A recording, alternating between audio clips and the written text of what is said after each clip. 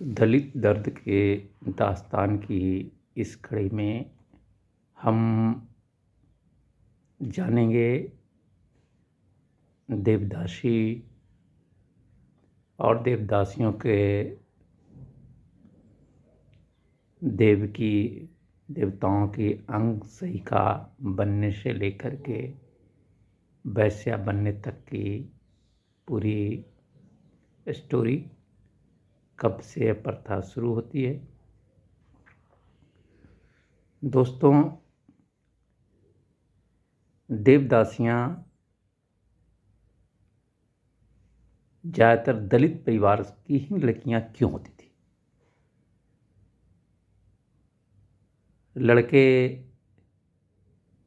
देवदास क्यों नहीं हो सकते थे?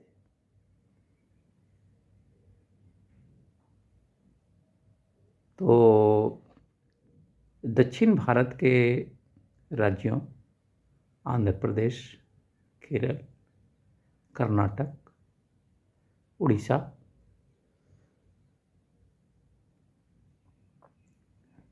महाराष्ट्र तक ये देवदासी प्रथा एक ज़माने में चरम पर थी और अभी वर्तमान में भी चोरी छुपे मंदिरों में लड़कियों को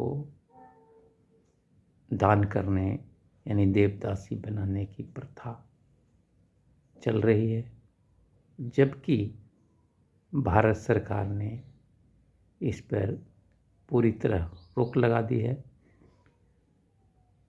इमोरल ट्रैफिकिंग एक्ट यानी वेश्यावृत्ति उन्मूलन कानून, चाइल्ड ट्रैफिकिंग यानी बच्चों के यौन व्यापार से संबंधित कानून आदि के आने के बाद इस धंधे में, ब्राह्मणों के इस गोरख धंधे में बहुत कमी आई, लेकिन अभी रुकी नहीं है।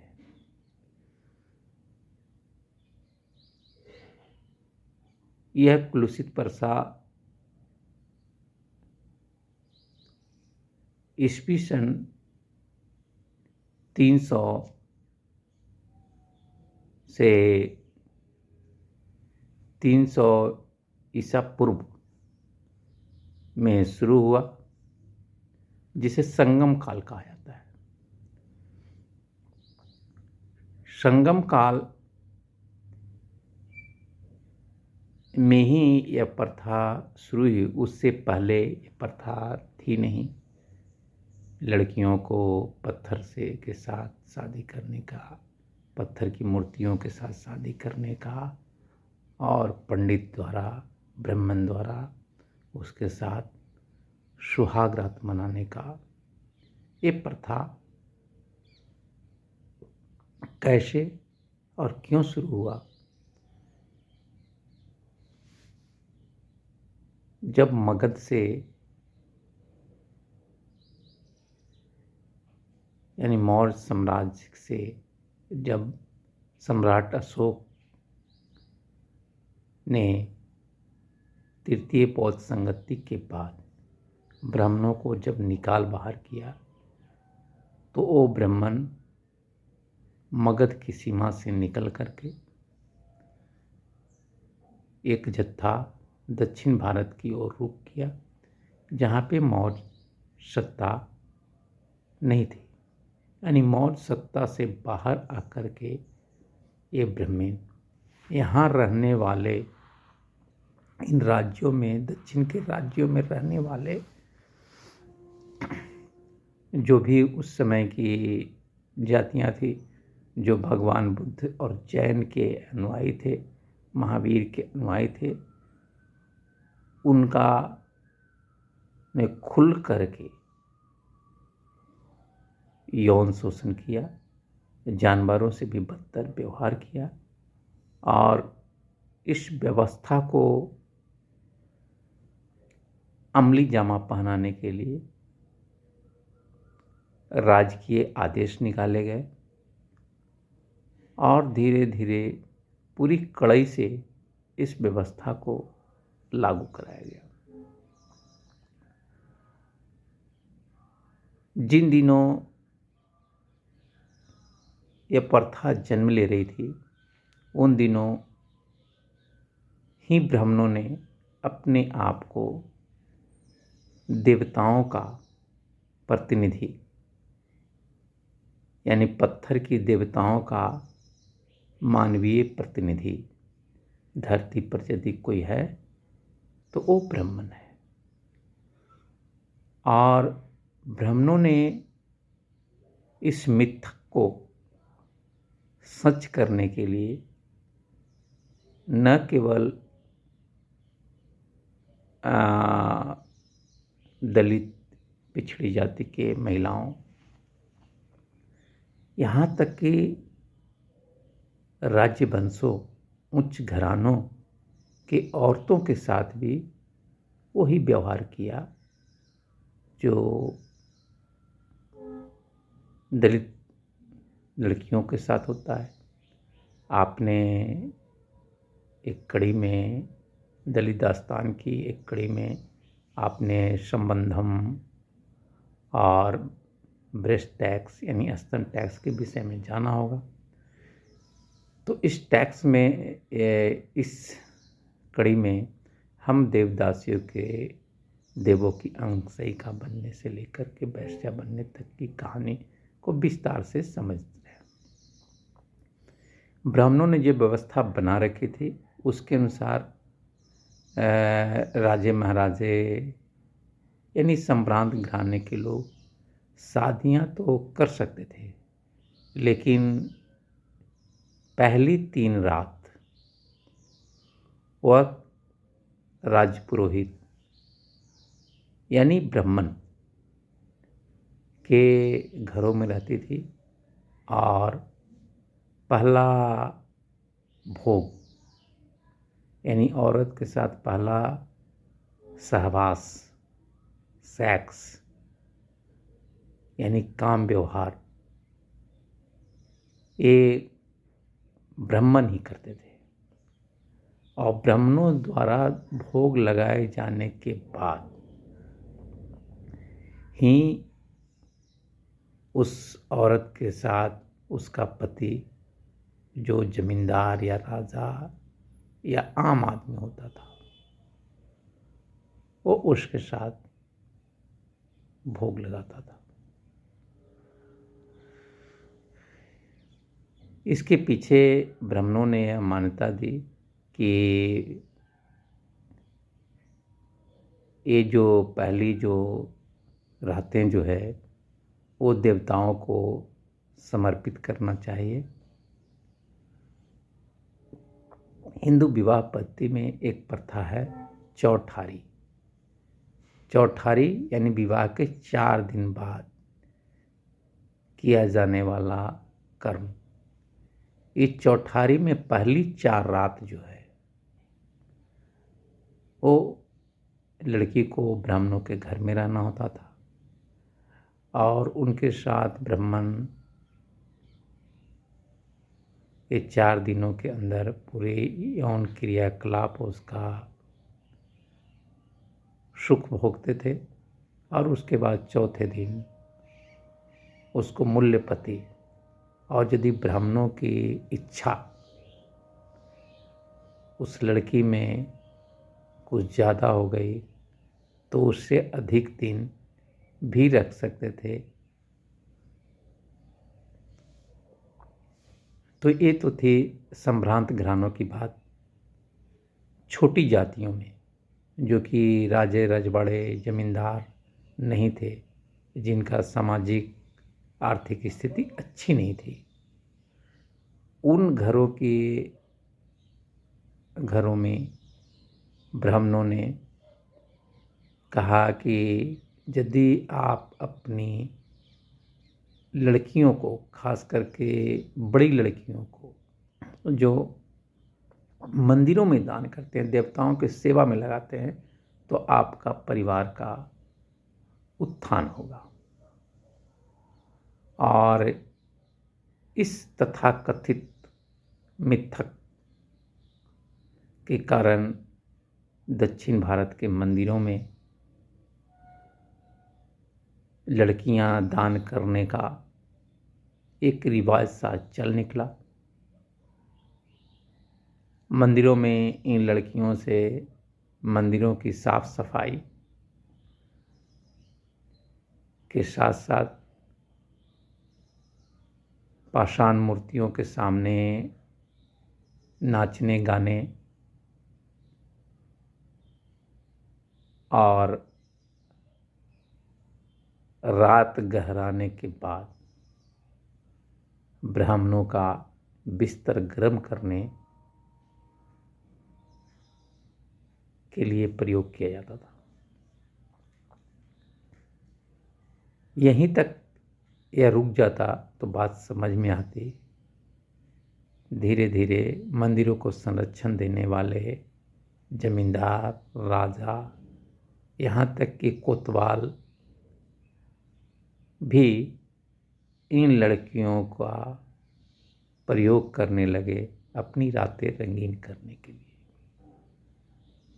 और यहीं से शुरू होती है देवदासियों की बर्बादी की एक अलग दास्तान। इन मंदिरों में रहने वाले लड़कियों के साथ जो यौन व्यवहार होता था, उसके बाद ये लड़कियां जब गर्भवती हो जाती थी तो उसके पुत्र को, उसके बच्चे को, उसकी लड़की को बाप का नाम कैसे में आता, तो उनको देवताओं का पुत्र, देवताओं की पुत्रियां कहा जाता था और इनको अंततः इसी धंधे में उतरना होता था।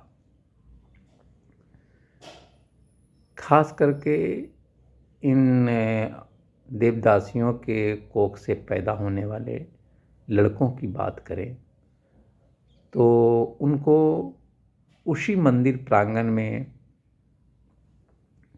नौकर की भूमिका या फिर वो वाद्य यंत्र बजाने के लिए प्रशिक्षित किया जाता था, जिस पर उस वाद्य यंत्र के सुर ताल पे उनकी माँ बहनें नाचती थी मूर्तियों के सामने और ब्राह्मण ठहाके लगाते थे।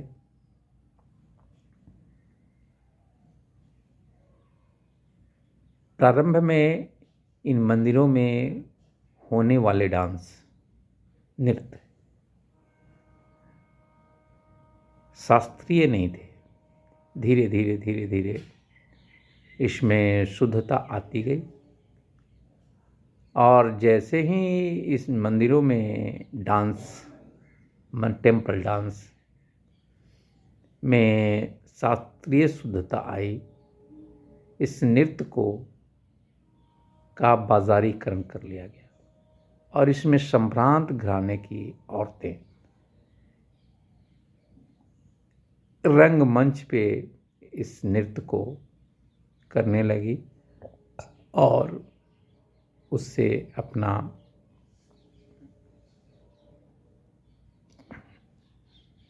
इस टेम्पल डांस के बाजारीकरण और विश्व मंच पर पहुंचाने में भले ही देवदासियों का योगदान नहीं रहा हो, लेकिन देवदासियों ने ही शास्त्रीय नृत्यों को अपनी कोख से जन्म दी और संभ्रांत घराने के औरतों और मर्दों ने इसे विश्व रंगमंच के पटल पे उतार दिया और उससे पैसे कमाने लगे। लेकिन देवदासियों की स्थिति जस की तस बनी रही। मंदिरों में उनका यौन शोषण होता रहा और उम्र ढलने के बाद उनको मंदिरों के बाहर या मंदिरों के चौखट पर, चौराहों पर, सड़कों पर भीख मांगकर या खुलेआम देह व्यापार करके गुजारा करने के लिए, जीवन बसर करने के लिए मजबूर किया गया। ये देवदासियां जो 300 ईसा पूर्व से बनाई जाने लगी थी,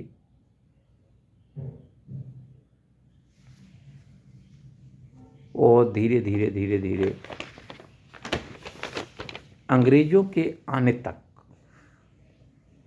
यह व्यवस्था बदस्तूर चलती रही। अंग्रेजों ने इस व्यवस्था में, क्योंकि अंग्रेजों ने मंदिरों को संरक्षण देना बंद कर दिया, इस व्यवस्था में कमी आ गई। और क्योंकि उससे पहले हम देखते हैं तो संगम काल में यह प्रथा शुरू हुई, जो कि इसका स्वर्णिम काल तो नहीं कह सकते, यह आरंभिक काल था। गुप्त काल में यह व्यवस्था जो 4वीं से 6वीं सदी के बीच में गुप्त काल आया था, उस दौर में भी मंदिरों को राजे रजवाड़े द्वारा विशेष संरक्षण प्राप्त किया गया। धड़ल्ले से दक्षिण भारत के राज्यों में एक से एक मंदिर बनाए गए और उन मंदिरों में औरतों का देवदासी के नाम पर नंगा नाच होता रहा। चोल काल में यानी 19वीं से 13वीं सदी के बीच में देवदासियां का जो दौर था वह चरम पर था। देवदासियों का यह स्वर्ण काल था। मंदिरों में बड़ी संख्या में, इक्के दुक्के नहीं, बहुत बड़ी संख्या में देवदासियां होती थी। और यह डांस एकल नहीं बल्कि सामूहिक नृत्य होता था। और रसिया, जो यानी रसिक पुरुष, जो राजे रजवाड़े, जमींदार, कोतवाल, नगरपाल जो लोग थे, मंदिरों में आते और अपना धन लुटाते और अपनी रातें रंगीन करते। विजयनगर काल में जो 14वीं से 16वीं सदी के बीच था, इस काल में भी एक से एक मंदिर बनाए गए। तमिलनाडु में चिदम्बरम नटराज मंदिर, तंजावुर में बृहदेश्वर मंदिर, श्रीरंगम, मदुरई में मीनाक्षी मंदिर, आंध्र प्रदेश में तिरुपति और श्रीशैलम, उड़ीसा में जगन्नाथ मंदिर, कोणार्क मंदिर, कर्नाटक में हम्पी, जहां विजयनगर साम्राज्य के राजधानी थी, बेलूर, हेलीवीड जैसे जगह जो थे, जहां देवदासियों की भरमार देखी जाती थी। शुरू में देवदासियां मंदिरों में मंदिरों में सेवा और देवदासी परंपरा का पालन, जिसमें सात्विक भोजन और धार्मिक अनुष्ठान में भाग लेना और ब्राह्मणों के इशारे पर, यानी देवताओं के इशारे पर उनके साथ यौन सुख प्राप्त करना था।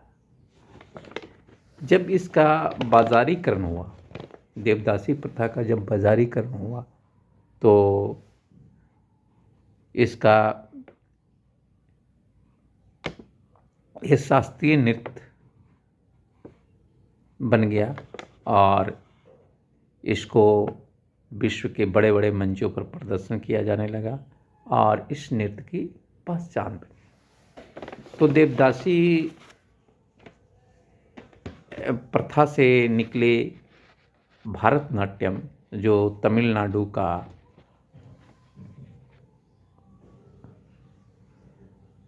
सबसे लोकप्रिय शास्त्रीय नृत्य है। उड़ीसा में देवदासी को महारी कहा जाता है, जहाँ ओडिसी नृत्य। केरल में मोहिनी अट्टम, जिसमें स्त्री सौंदर्य और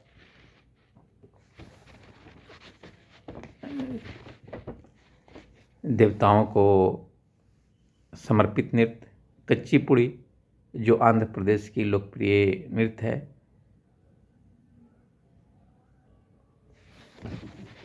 इन नृत्यों में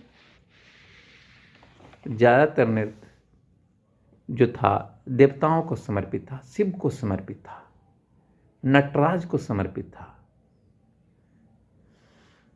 लेकिन ये नृत्य धीरे धीरे धीरे धीरे धीरे धीरे इसका बाजारीकरण होता है और भारतनाट्यम को विश्व रंगमंच मिलता है, ओडिसी को विश्व रंगमंच मिलता है, मोहिनी अट्टम को विश्व रंगमंच मिलता है, कच्चीपुड़ी को विश्व रंगमंच मिलता है। और इस तरह से इस नृत्य में जैसे ही इसका बाजारीकरण हुआ, इसमें संभ्रांत धर्म के महिलाएं जैसे ही इसमें उतरी, उनके पास पैसा भी था, प्रचार के लिए संसाधन भी था और मोहिनी काया भी थी, जिसके बल पे इन्होंने विश्व रंगमंच पे इस नृत्य को लाने के साथ साथ उससे उनकी आर्थिक कमाई बढ़ गई और इसमें कई सारे जो थे संगठन, घराने विकसित हुए और इन घरानों में बाज़ाब्ता लड़कियों को प्रशिक्षित किया जाने लगा नृत्य के लिए।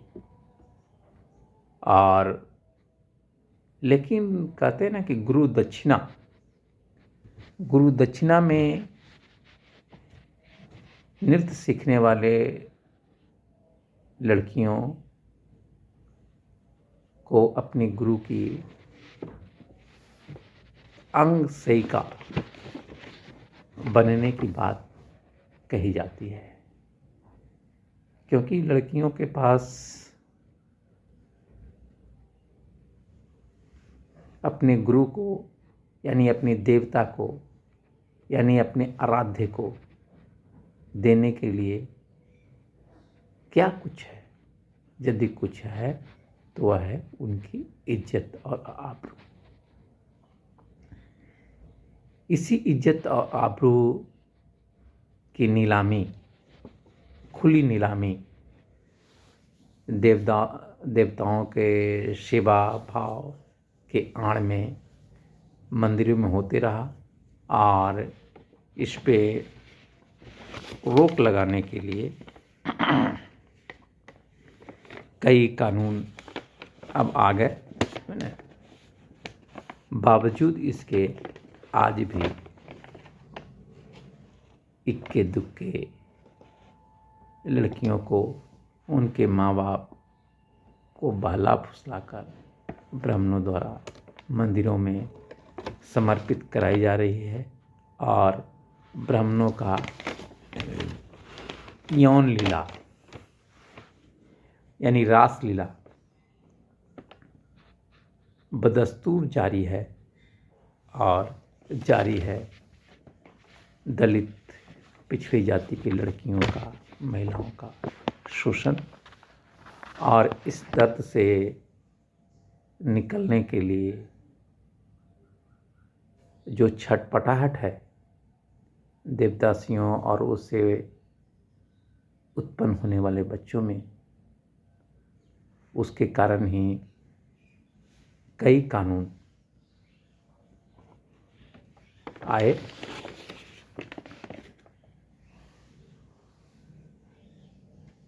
दलित दास्तान की अगली कड़ी में फिर हम किसी नए विषय पर बात करेंगे।